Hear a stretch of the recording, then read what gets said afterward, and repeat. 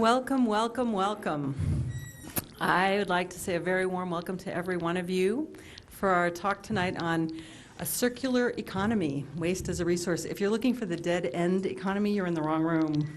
So the big pile of garbage that's going to last forever, somewhere else.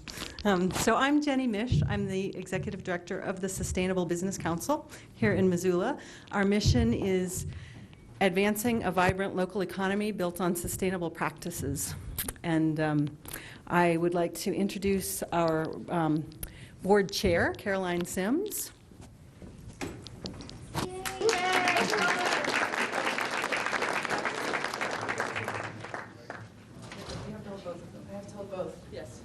Hi. It's a little weird. Thank you all for coming. There'll be a lot of thanks tonight, but certainly thank you to Mark for making the trek across to snowless Montana all the way from Massachusetts, where they are still buried. I'd like to ask the board, the rest of the board, to stand up, the Sustainable Business Council board, if you wouldn't mind just standing. Thank you all. Just to recognize them. As a board member, I just wanted to let you know that the Sustainable Business Council is in an exciting time. We're poised to do new and different things, and it's an opportunity that I want to extend to the community. And you're gonna be seeing some invitations to participate in our sort of revisioning of the Sustainable Business Council in the next couple months. So be looking for an invitation in various forms to our members and to community members to do so. So thank you again for coming. And I'll hand it back to Jenny. Thank you, Caroline, and thanks to all the SBC board members and staff members and supporters and members. And thank you to all of our sponsors. They were up there a minute ago. We especially want to thank the School of Business Administration, from which I am an alum. Got my MBA here, and I know many of you are involved in the School of Business Administration. Thank you very much to SOBA for supporting this annual lecture in collaboration with the Sustainable Business Council so that we can bring sustainability leaders like our speaker tonight. Is this really annoying? I'll try to be really still. Thank you also to Balance Tech, and Dining, and Grizzly Liquor, and Bravo Catering, and Missoula Events, and the Loft of Missoula, all of whom have been generous sponsors, and a big thanks to Staples, without whom we would not be here tonight, and we're really grateful to the generosity of Staples. We have several folks from Staples from the region joining us, and we're glad to have you. After Mark's talk tonight, we'll have a reception right through those doors in room 108, and you're all invited to join us. And tomorrow morning at the Loft of Missoula, we'll have a panel where Mark will be on a panel with two of our local circular economy entrepreneurs, James Stevens, co-founder of Blue Marble Biomaterials, and also Patrick Collins of Montana. So that'll be with snacks and coffee, and hope you can join us after the talk and tomorrow morning. I also wanted to just make sure everybody is aware that the Sustainable Business Council's next major program is called Moving Missoula Towards Zero Waste Month, that we will be producing a 24-page print guide about moving Missoula towards zero waste that will be inserted in the Independent on April 2nd. And it will direct you for more information to a longer 50-plus page online guide with tons of information about what's going on with waste in our community. What about glass, and what about this, and what about that, and e-waste? And so stay tuned for that. If you're interested in adding an event to our events calendar, for the month of April, anybody who's interested in offering an event as part of towards Zero Waste Month is invited to do so for free on our website. And if you want it to get in the print version, you have to do it by Friday. Otherwise, you can add it later, and it'll still get online. And Friday is also the deadline for sponsorship. So thank you to all of our community support for that upcoming program. That this is kind of like an appetizer for, is really whetting our appetite with this global supply chain perspective. So finally, one of the things that the SBC is doing as part of Moving Missoula Towards Zero Waste Month is we're partnering with a bookstore called Green Ribbon Books that has a new location on the hip strip on Higgins near Brooks, and they're taking book donations on behalf of the SBC. So if you'd like to pass on some of your unneeded reading material, this is an academic audience, at least partly. Everybody here has books. Missoulians love books. Donate some books. Don't breathe too hard here. So if you'd like to participate in that, we'll have a box tomorrow morning. You can drop them off at any Missoula Credit Union, Missoula Federal Credit Union location, or at Green Ribbon Books, and then they'll have a sale in April to support the SBC. So thank you in advance for anybody who wants to participate by sharing your books. So now I know you didn't come here to listen to all my announcements, but I appreciate your patience. And I'd like to introduce Dr. Suzanne Tillman, who actually does research very much about the circular economy and is a professor here in the business school. She's also the person to talk to, the one who runs the program for students who are interested in getting a certificate in sustainable business strategy. So I'm going to introduce now Suzanne Tillman, who will introduce our guest.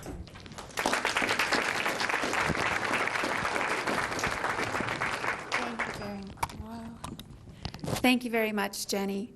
I won't take but a minute of your time. I could take a very long time introducing Mark Buckley, the Vice President of Environmental Affairs for Staples. We are so lucky to have him come here to make the time to come to Montana. Anybody who flies in or out of Montana knows that it's a commitment to come here. Staples has been a leader in their efforts in sustainability, even though they don't promote it on the retail side very much at all. I think you'll be amazed by the work that they do. And much of it has to do with the work of Mark Buckley. To make the movement and the changes that they have done requires a deep understanding of business as well as the technical aspects around sustainability. Mark brings both with his scientific background and with his 25 years at Staples. You can imagine how difficult this would be. Not only does it require business acumen, technical acumen, but to get people to change and to see the value in these changes requires a lot of, I think, tact, charm, and persuasion. And I think you'll see that when Mark speaks to you, that it comes very naturally. Maybe because he's an Irishman on St. Patrick's Day, perhaps. Imagine the impact that Staples can have with 80,000 employees operating in 26 countries. And not only do they take on their own practices, they reach out and try to help their customers make large shifts in their sustainability practices. So thank you very much, and it's with great pleasure that I introduce Mark Buckley.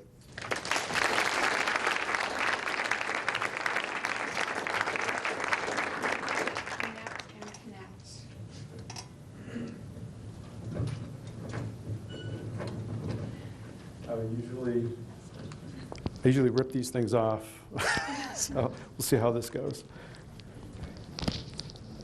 Well, good afternoon. Thank you so much for the opportunity to spend some time with you. I was before I came here, though, I was promised snow, and there isn't any.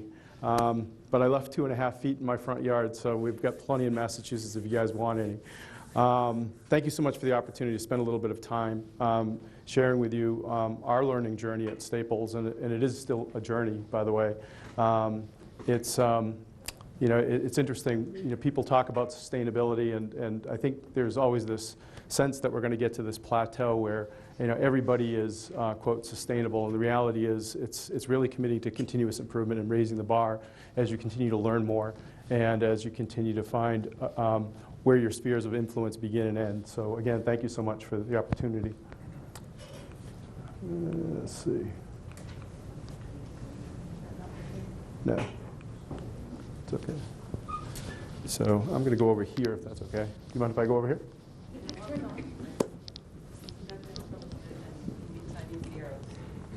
All right. Okay, does that work? Super. What did you do? I turned it on. Oh. It's so technical. It's so technical. So I want to talk a little bit about community. What's interesting is that I've had the good fortune of living in the same small town that I grew up in for nearly 49 years. I'm the oldest of 7 children, good Irish Catholic family. And so if you didn't know me, you knew somebody in my town. But what's interesting is that my town is not very different than many other towns and communities in that it really relies on the members of the community to bring their skills and their talents and their abilities to make the community not only survive but thrive.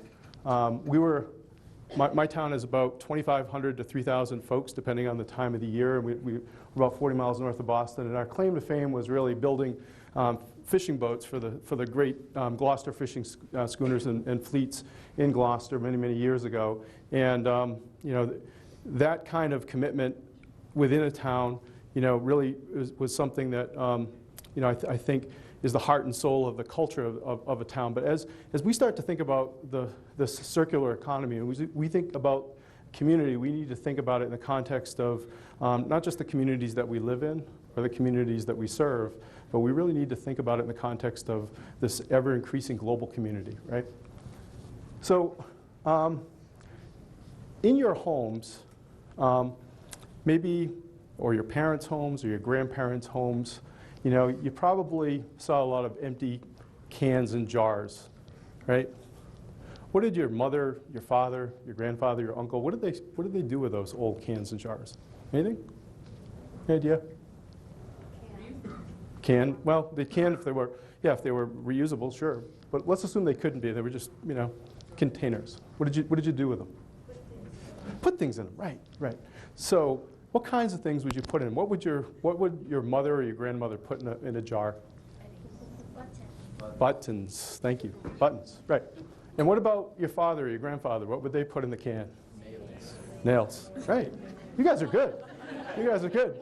So what's interesting is that, only a few short years ago, what's interesting is that nobody would have ever think of taking an old garment and throwing it in a rag bag somewhere. They would ultimately, but they would find another use for it. They'd make sure that they took all of the usable parts and pieces, and they'd save those buttons for a time they needed them in the future.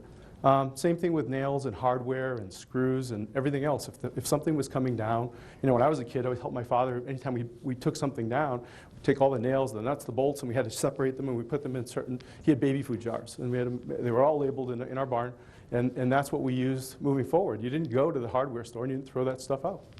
So what we need to do is we almost need to harken back to a time where, throwing things out was something we wouldn't think about. So what's happened is that we've over the last 30 or 40 years, we've gotten into this linear cycle of taking resources, many of them extraction resources, utilizing them in goods and services, and then throwing it away, right?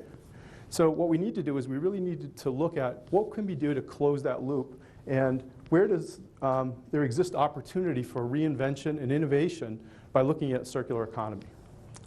Why is it important? Well, the consumption of natural resources today, not only between the United States and China, but looking at emerging economies of India and Brazil and many other countries, an increased population are going to utilize somewhere between 4 and 5 times the current Earth output.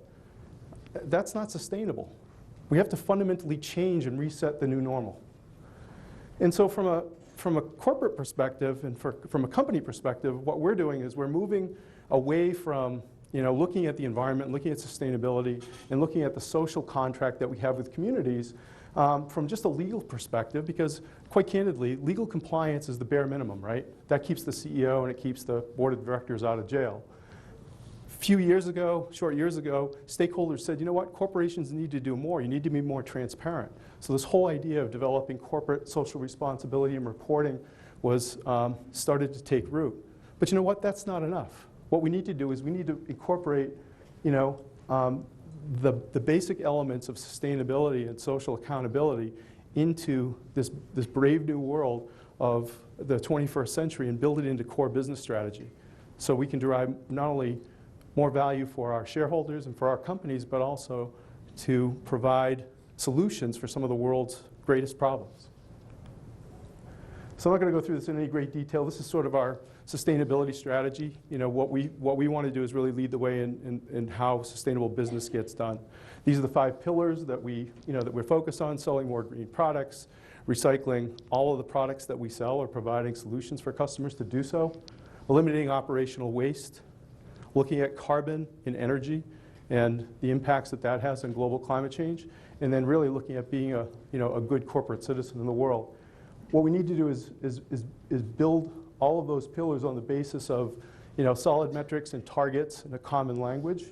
And we need to engage not only our customers and our associates, but our supply chain in order to do that.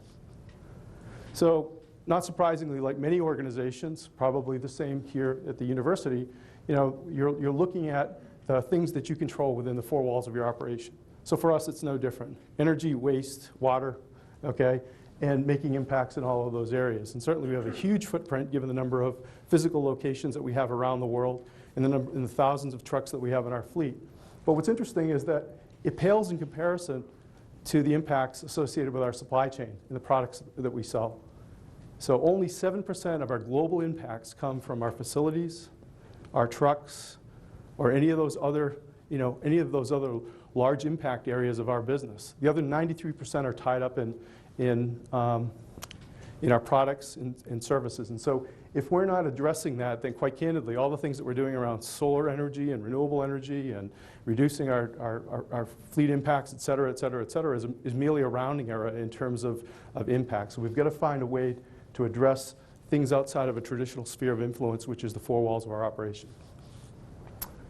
So our customers, what do they look for? They're looking for competitively priced products. They're looking for fit, form, and function. And they're looking for a competitive price. That's what they're looking for, most of them. Most of our retail customers won't pay extra for products that are, quote, more sustainable. What we're starting to see, though, is a huge shift in the corporate side. And our B2B business is actually larger than our retail business today. So our business-to-business customers, many of them have very sophisticated environmental and social criteria that we need to meet in order to do business with them. And that's actually moving the needle, which is exciting. We are thinking about the relationship we have with the customer around our core businesses, which are facility solutions, printing, technology, furniture, office products, promotional products. And we're thinking about the relationship not just in terms of the products that we sell our customers, but we're thinking about how they use them and ultimately what happens to those materials at the end of their useful life. So we need to think about it more holistically than we have probably in the past. We have a whole line of products that meet very high environmental standards, and we're very proud of them, called Sustainable Earth. Many of the products that we offer for sale carry credible and very reputable third-party environmental certifications. But is there a problem with that? Well, if you look at some of the certifications on the left-hand side, you talk about an Energy Star computer. It really looks at one very small segment of environmental impact. It looks at the energy use of the computer. It doesn't look at the material that was made to put the computer together. It doesn't look at the toxic impacts associated with it. It doesn't look at disassembly at the end of its life. It doesn't look at any of those things. But what's happening is that we're starting to see certifications like EPEAT that take a much more holistic and life cycle approach to certification, which is actually very encouraging. Because now what can happen is that end users, folks that are buying our products, can make informed decisions about the overall impacts of the product and not just look at one small sliver of environmental impact. So for us, we need to think about all of those impact areas. We need to think about raw material impact, manufacturing, distribution, retail, consumer. How does the consumer use it? And then what happens to it at the end of its life? And then we have to focus on the big impact areas. We're not going to look at every single life cycle impact initially. What we want to try and do is to transform and reset the new normal. What we need to look at is the biggest impact areas first and kind of work our way down the list. So that's what our focus is. So at Staples, what we're trying to do is we're trying to reset the new normal, not for just green products, but for all products. So what we want to try and do is to take all products and have them maintain a higher level of sustainable impact than they had in the past and build a continuum in order to do that. So what are the barriers to scale and market transformation, do you think? How many of you in this room speak more than one language? Anybody? What language do you speak? Spanish. And what other language? English. Excellent. Well, I have to admit, I took German in high school and a little bit in college. And if you plot me in Berlin, I could probably find the train station. More importantly, I could order ein Bier bitte or zwei Bier bitte, one or two beers. But that's about it, right? But language is interesting, right? It has the ability to pull us together around common understanding. But what's interesting is it also has the ability to separate us by misunderstanding. And what do I mean by that?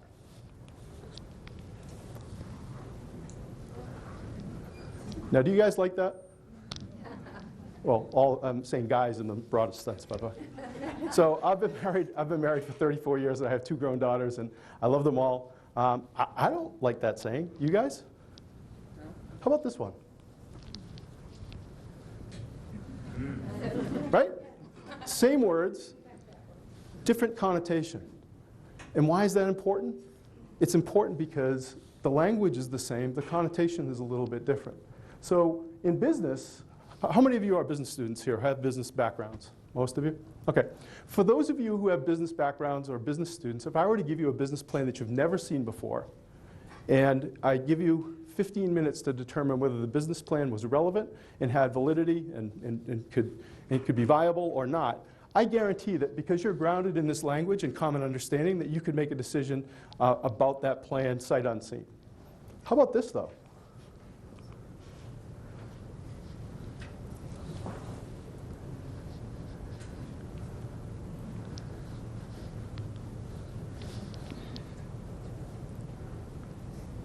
I like the dead, by the way. What happens is that, some of these topics have become so polarizing and have become political to the point where people can't get together, because what happens is that the language has impacted the way that they think about it before they even sit down and take a look at the problem or the opportunity. And what is interesting is around sustainability and the circular economy, it requires that we have a very different kind of a language. One that's not polarizing, one that everybody throughout the supply chain understands. If I'm making this notebook and I want to understand the forest impacts associated with making this notebook, this could be 10 suppliers between the mill that produced this and the forest that it came from. And you know what? In order for me to make an impact on the forest that it came from, everybody along that supply chain needs to understand a common set of language, right? It has to have a common vernacular. Otherwise, all we're doing is we're comparing apples, oranges, and bananas and not apples and apples.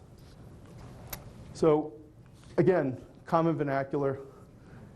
It's very important in terms of for the circular economy to function properly. So we can't do it alone. And businesses can't do it alone. Towns can't do it alone. Cities can't do it alone. Countries can't do it alone. Environmental groups can't do it alone. It requires uncommon collaboration. It requires a collaborative of non-traditional stakeholders that get together and they look at a problem through a number of different sets of lenses. Because these are very complex issues, and they require the input of all of those stakeholder groups in order for us to affect change. So some of the larger collaboratives that I point to are the Sustainable Apparel Coalition, where again, competitors like Nike and Timberland and others have gotten together, and Levi's, and comparing notes and creating a common language and a common set of metrics by which their supply chains are being measured. The Retail Industry Leaders Association is doing the same for retail. And the Sustainability Consortium that was started by Walmart has brought in companies like Costco and Kroger and a number of other competitors, again, saying, listen, we're going to compete on price, quality, and service, all the things that traditionally we have, but you know what? We're not going to compete on this other stuff. We're going to create a language and a set of metrics so that we're all judged equally based on the language and the metrics that we're measuring. This is just, I'm not going to go through this in great detail, but obviously, paper is a big, big part of our footprint, and we've been actively involved in a number of collaboratives that have involved academia, NGOs, government, and other companies, and we're very proud of that. This is one that we started probably, 12 years ago, called the Paper Working Group. These are companies that back in 2003 got together and said, you know what? We all want to increase the availability of affordable, sustainable paper products in the marketplace. Many of us are dealing with the same mills. But at the end of the day, we all weren't speaking the same language. So McDonald's was telling a supplier that might supply us one thing, we were saying something else, Nike was saying something else. And at the end of the day, there wasn't that common language established in the marketplace, there was just mass confusion. So what we said is we needed to actually develop a set of tools that would actually measure the environmental impacts from cradle to cradle so that we could make informed decisions, not just about where the fiber came from, but what mill it went to.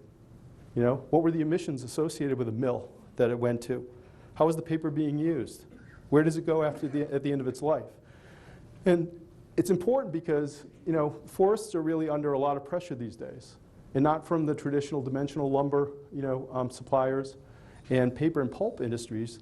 They're under huge pressure today from the biomass companies that are actually producing, wood pellets and wood chips for large power plants to fight climate change, which is kind of ironic, isn't it? But what we need to do is we need to look at, how could we fundamentally change the raw material input, in paper products and come up with something that might produce a better result. So what we're looking at is things like ag waste.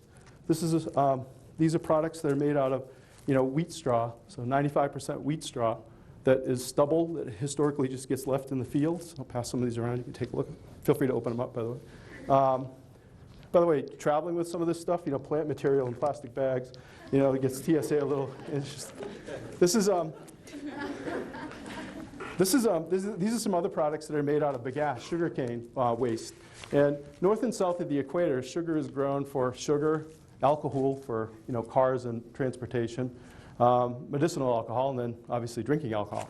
But what's interesting is that the stubble that is and the fiber that results from squeezing the juice out of this fiber historically gets burned in the fields and creates a localized air pollution problem, right?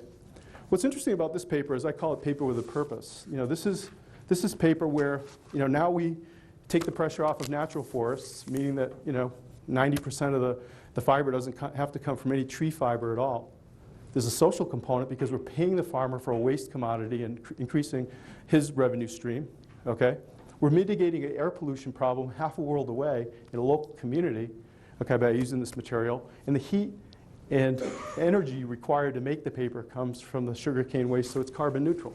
It's just paper, but how we think about it being made makes all the difference.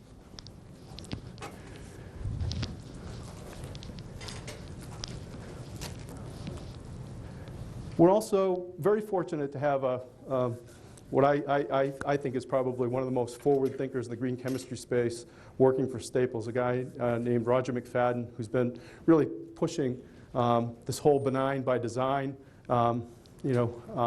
thinking for quite some time. And that is, what can we do to eliminate some of the more toxic and hazardous materials, okay, from ever entering the waste stream, okay, or ever entering the product stream?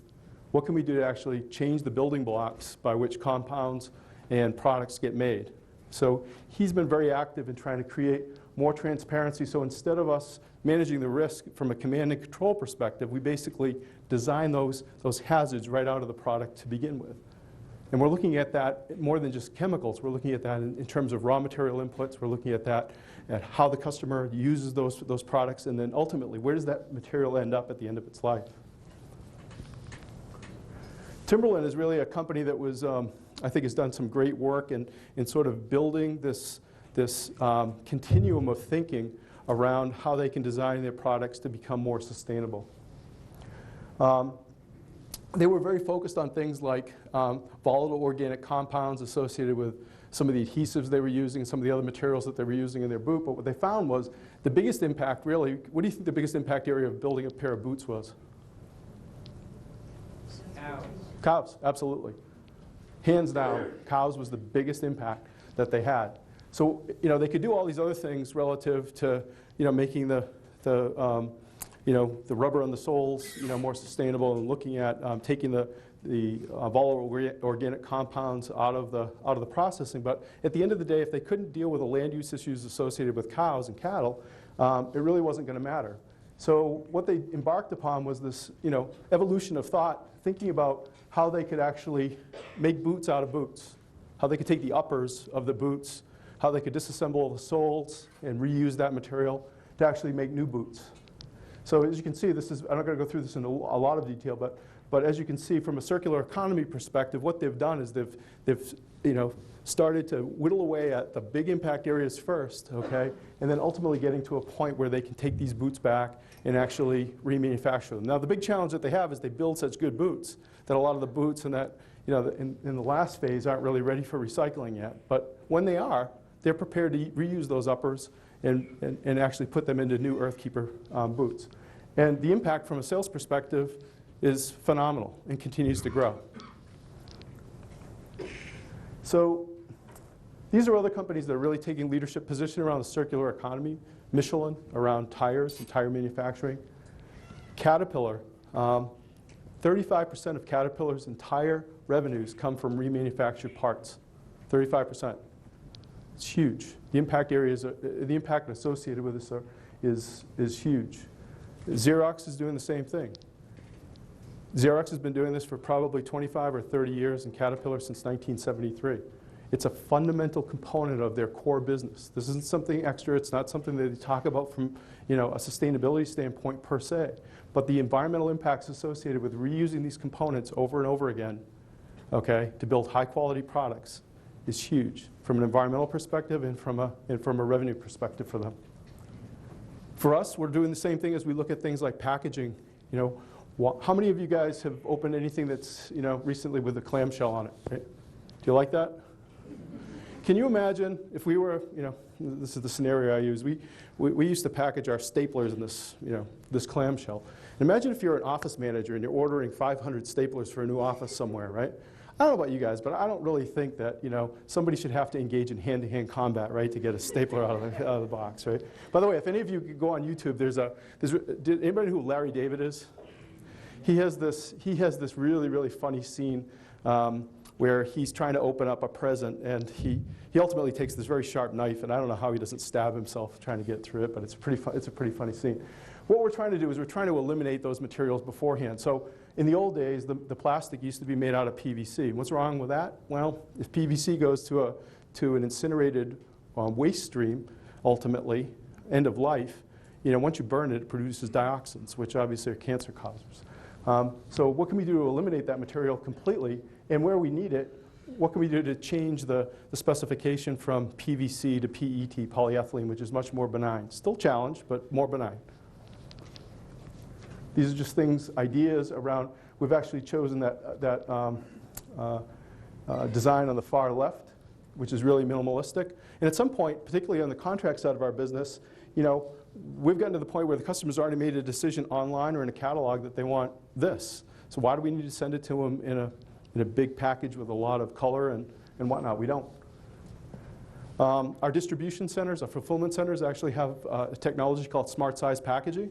And what we do is we measure all of the products that come into our supply chain.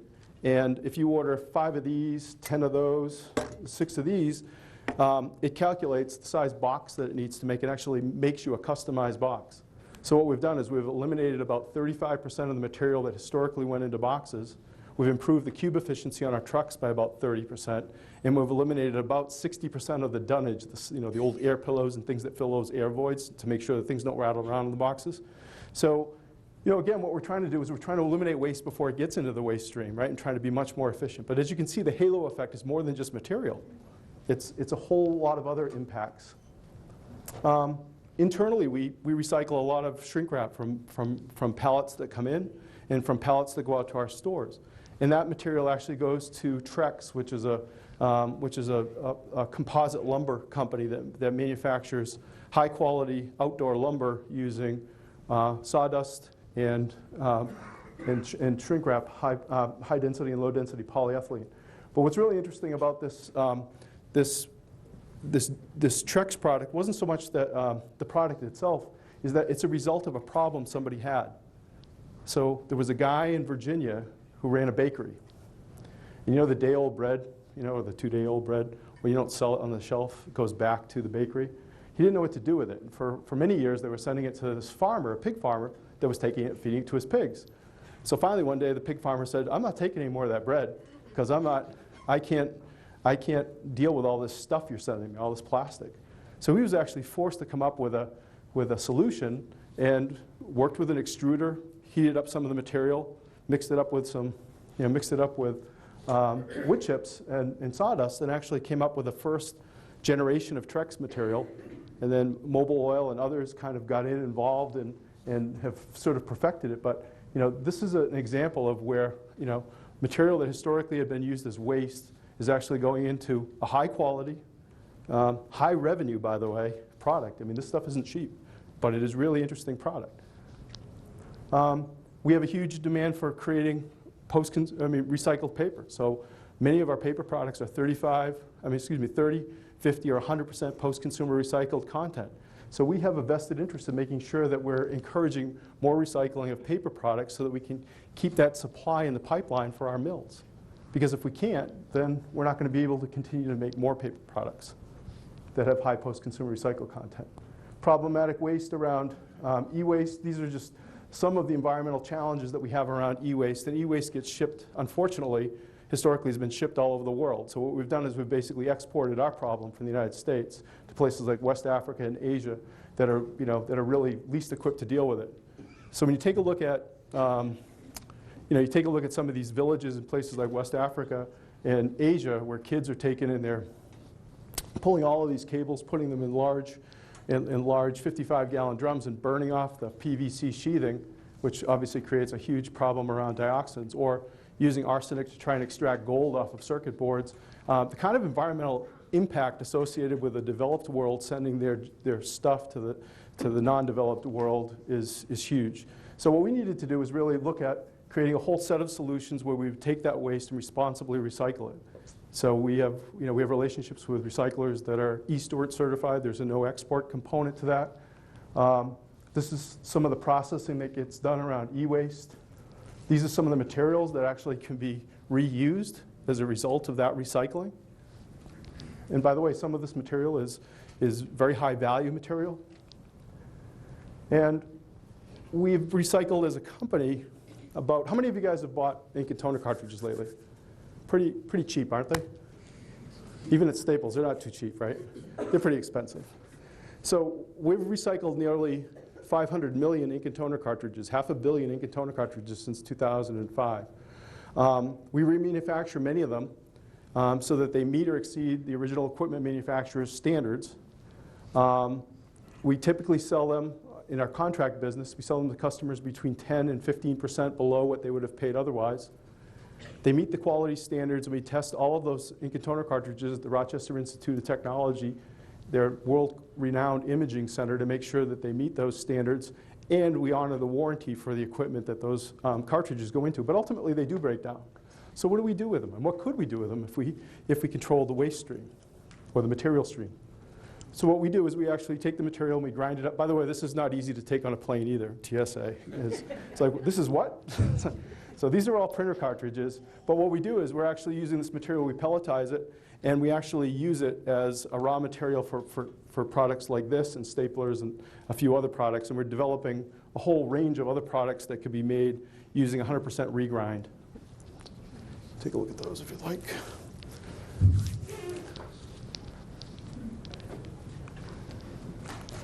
I'm going to go through this really quickly, but what we've done is we think that in order for us to start to build that common language with our suppliers, we need to also teach our customers about the impacts that they have relative to the products that they purchase. So we've created a whole range of reports, and I'm just going to show you a couple of them, where we actually are giving our customers a snapshot of what their purchasing looks like today. We're able to help them strategically determine what products they could substitute for products they've historically bought in the past that would meet fit, form, and function, but have a much, much better environmental story, and help them meet their sustainability goals and objectives. And so we're excited about where this reporting is going to take us.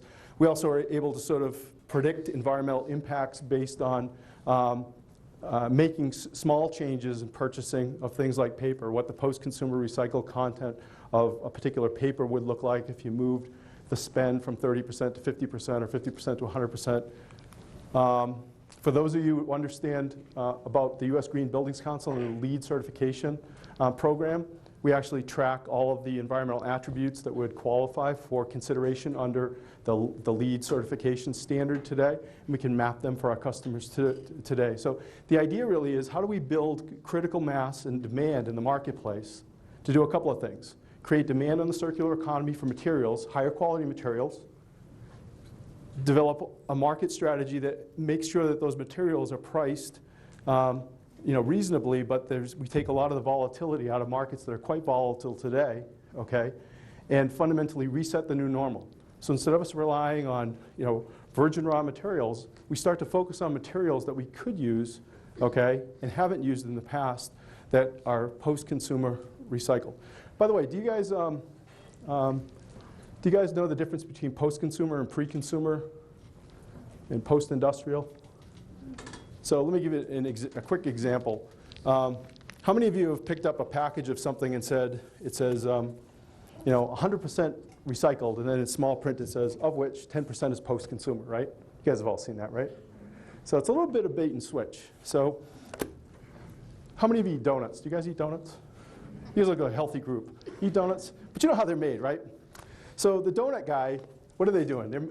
He puts the dough out on the table, and he takes his donut cutter. So what happens to the leftover dough? Now, if you're in Massachusetts and you're at Dunkin' Donuts, they make munchkins out of the centers, right? But the stuff around the edges, okay? What does he do? He doesn't throw that away. He bundles it all up and he rolls it out again and he makes more donuts, right? And it's the same thing in the paper industry, right? They have what they call mill broke. It comes off of the big rolls and all this stuff that comes out of, and it's not just limited to paper, by the way. And they take all that raw material and they basically put it back into the process again. So there's no environmental benefit to that other 90% of that 100% recycled content that I mentioned. The only real impact is in the 10% post-consumer recycled content, and that's what we're focused on, sharing with our customers and with our suppliers, and making sure that they understand we're not looking at post-industrial, we're not looking at pre-consumer, we're looking at post-consumer waste or post-consumer materials as the primary input into some of these products. And finally, we work collaboratively, have been since 2012, with the Golisano Institute for Sustainability at the Rochester Institute of Technology, and we're fortunate enough to have a sustainable business innovation center at the university that actually funds publicly available research. And a lot of that research today is looking at circular economy models. How could we actually develop furniture, for example, that could be easily disassembled and reused at the end of its life? And today it's a problematic area. Furniture is a huge, huge issue globally. And what could we do to try and address some of those areas and many other circular economy kinds of challenges? And finally, just a couple of parting thoughts, and we'll take some questions, is I think that when you take a life cycle approach and the circular economy approach to business, it does a couple of things. It reduces waste, it improves efficiency, and reduces costs, right? And it builds resilience in your supply chain. So from a business perspective, that's really good. Forget about the environmental impacts. From a business perspective, that's really good. And that's why businesses are buying into this. Not just because it's the right thing to do, but because it's good, smart business. And this approach also uncovers hidden opportunities, and by the way, hidden risks that you weren't aware of. Again, my example of going back 10 tiers in the supply chain, well, what if somebody, at tier number 5 is doing something that they shouldn't do, with a material stream, okay, or a processing stream? That risk and that liability is something that if we don't ask those questions, we bear the burden of that. Uncovering uncommon collaboratives, and we were talking about this at lunch earlier today, and uncommon collaboration with non-traditional stakeholders, in my opinion, leads to transformational change. It's fundamental to the process. Folks that are used to sitting down at the table, seeing each other all the time, are going to come up with sort of the same solutions and same perspective. You need people that are not afraid to come in and deal with sort of the elephant in the room kinds of questions, and that's why these uncommon collaboratives work so well. So we're trying to accelerate development and build those transformational models, and then ultimately we want to try and not only compete in the 21st century, but hopefully we take a leadership position, and that's like our longer term aspirational goal, and certainly we're on the way to do that, but we have a long way to go. And I appreciate your time and attention today, and certainly be interested in taking any comments or questions that you all might have. Thanks.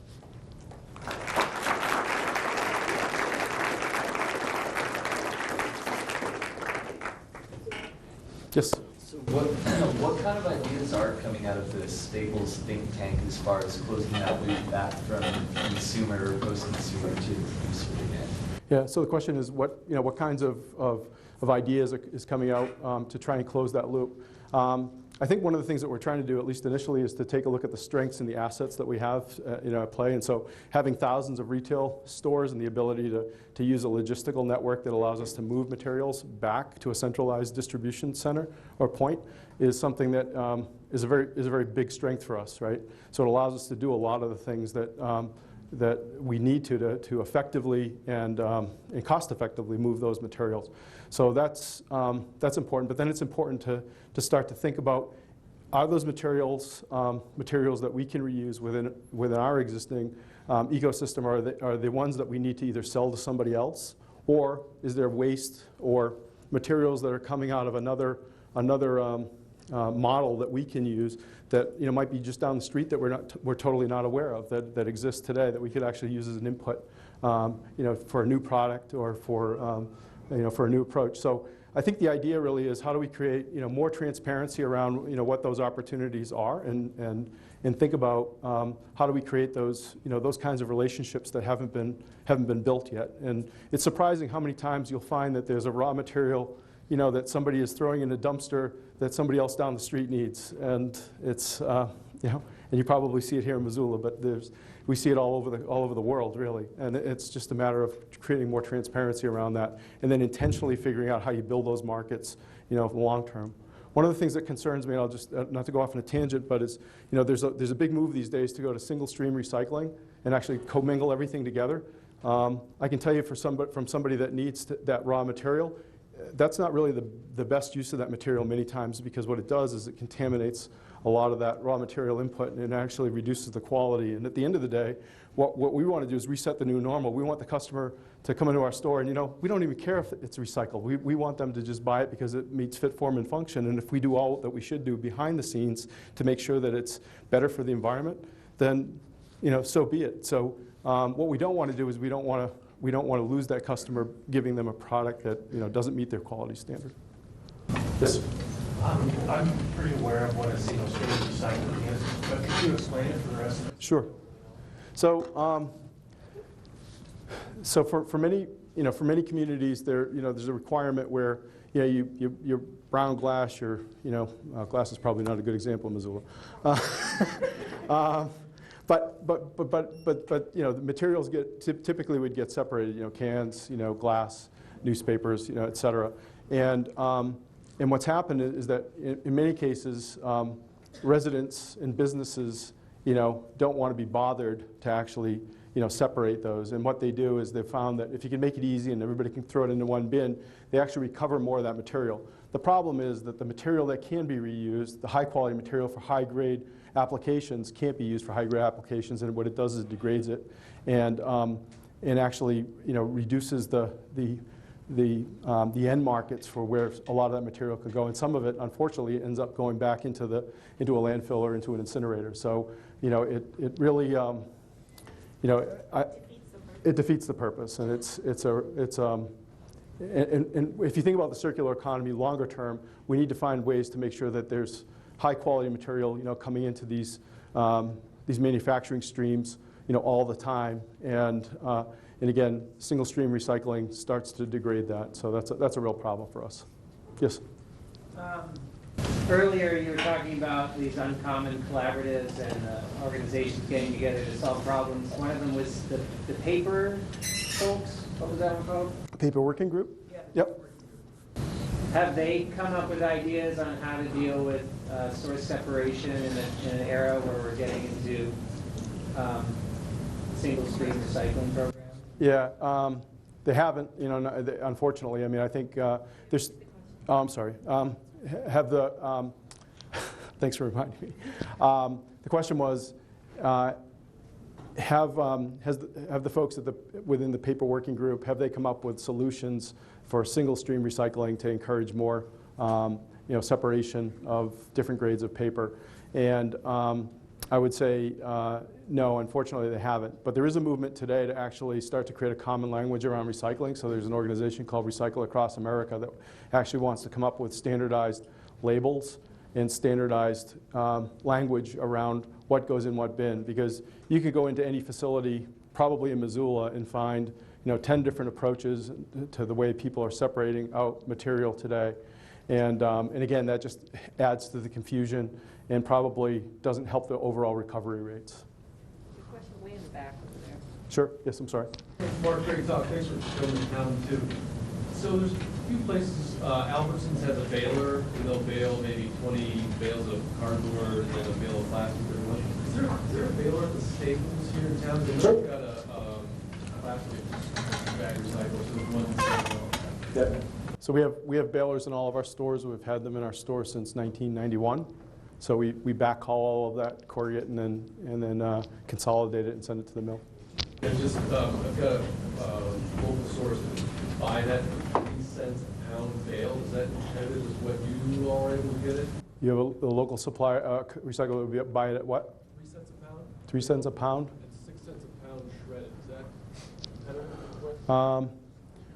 So the question is, whether that's a competitive price. Have to take a look at it. There's we work off of the paper industry's yellow sheet prices, and so it varies from market to market. So in certain times of the year, for example, the Pacific Rim has a very strong need for recycled paper. I mean, 33% of the U.S. exports to China is waste paper today.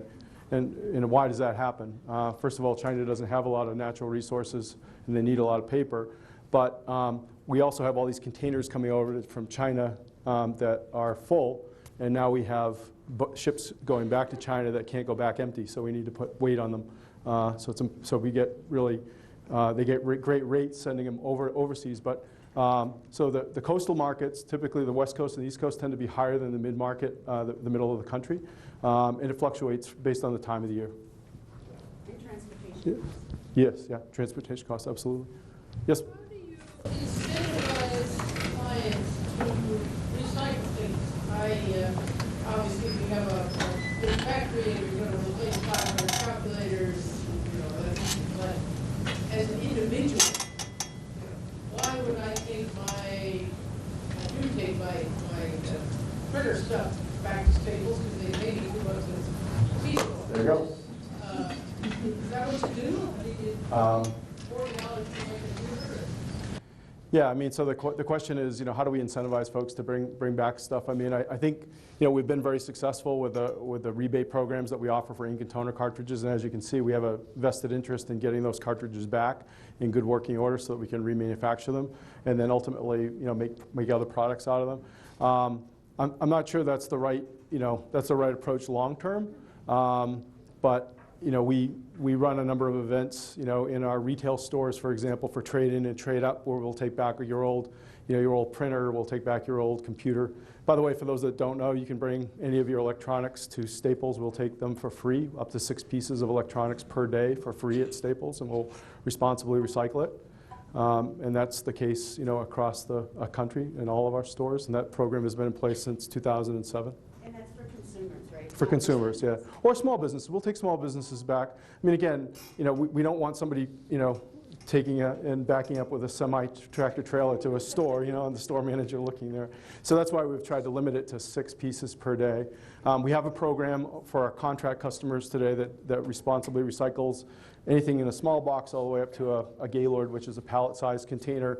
And we do, there's a charge for that service, but we offer those programs and full data destruction services for customers too. Yes. I'll go after that. Okay.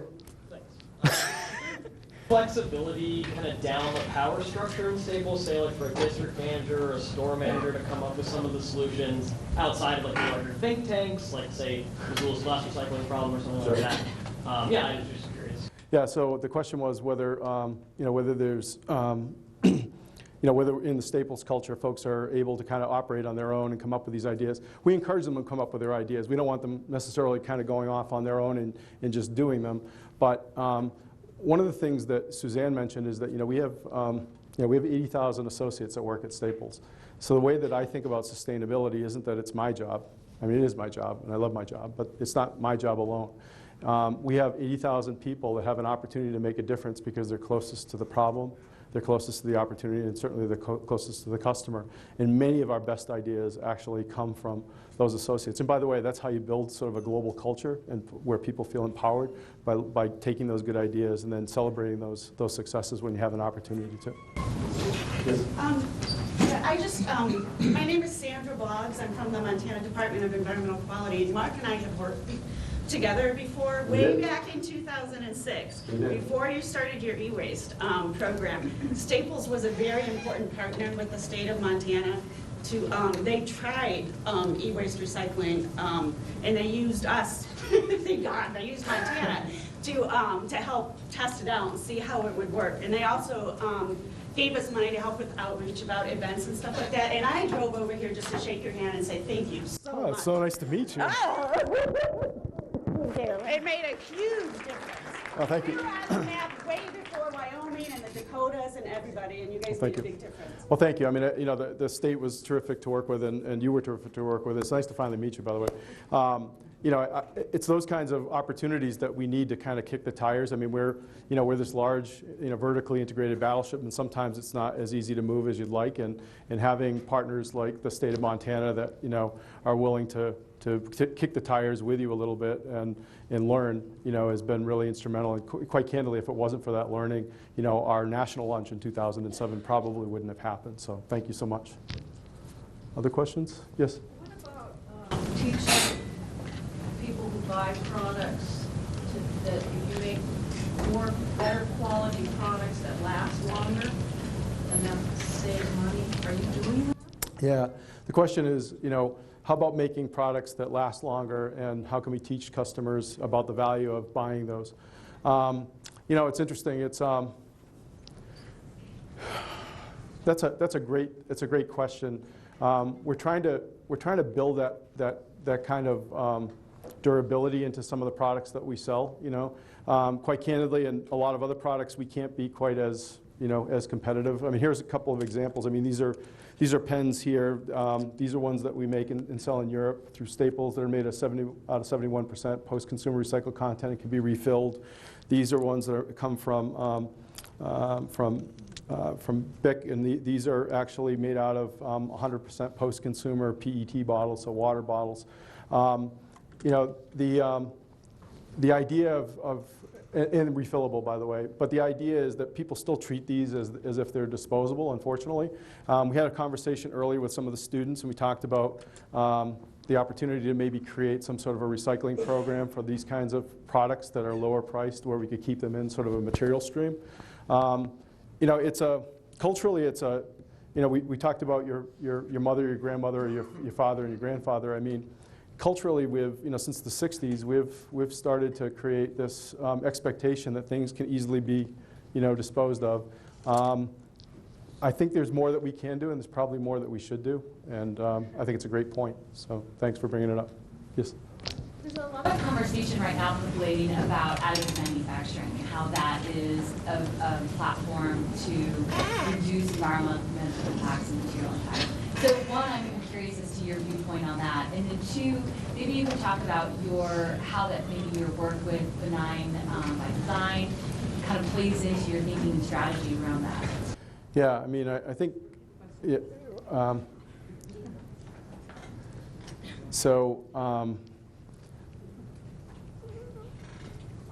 if you don't mind repeating the first part of it, I'm sorry.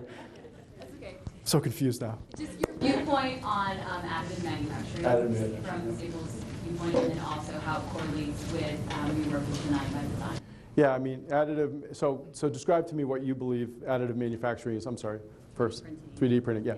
So additive manufacturing is really sort of it's a brave new frontier, and actually Staples has done a lot of work in the 3D printing arena.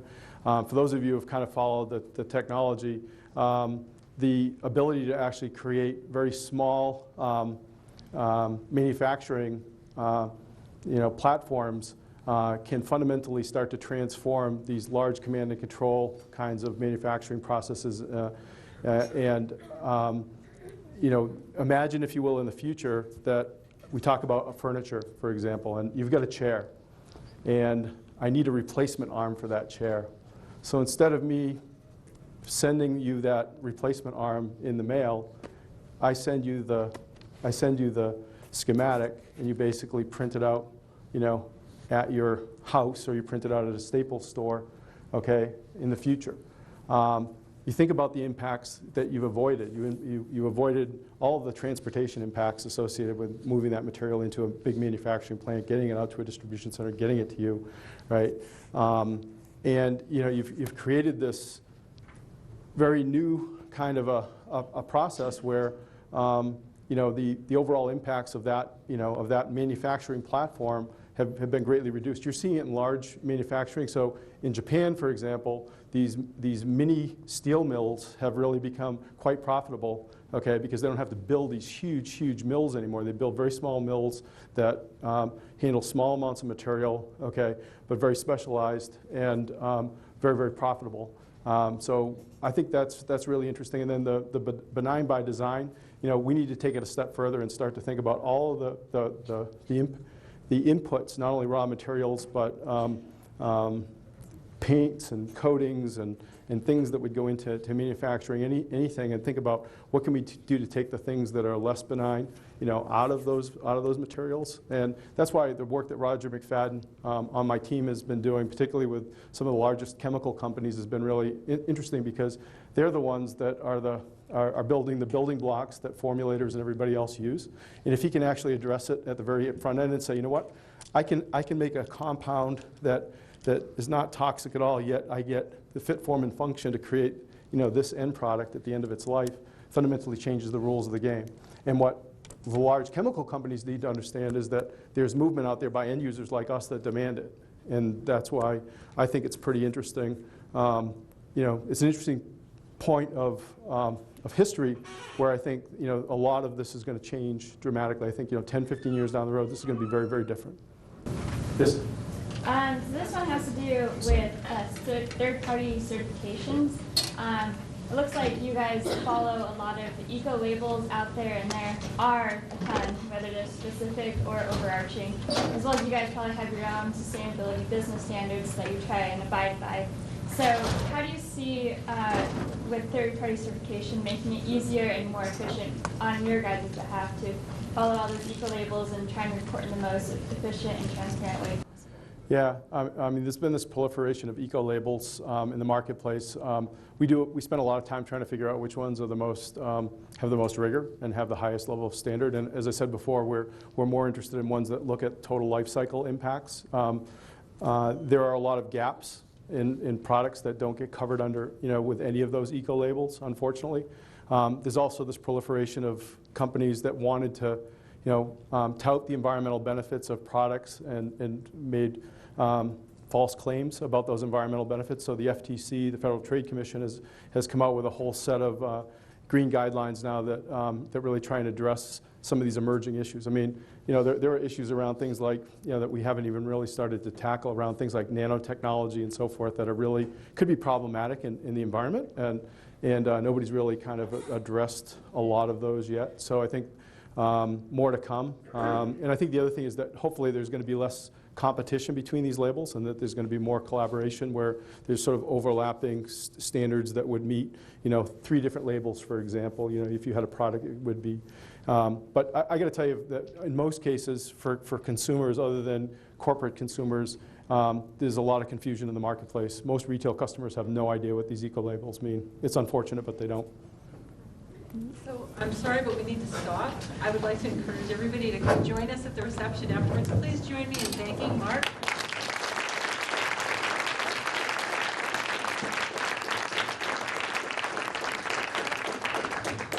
I'm sorry you have to take this on the airplane, but I would like to. You see this painting? I mean, it's a photo collage by a Missoula artist named Marty the Alba. It's called River Water Dance. And I'd like to offer it to you as a gesture of thank you for coming to join us today. I hope you can get it home safely. Thank you so much. Thanks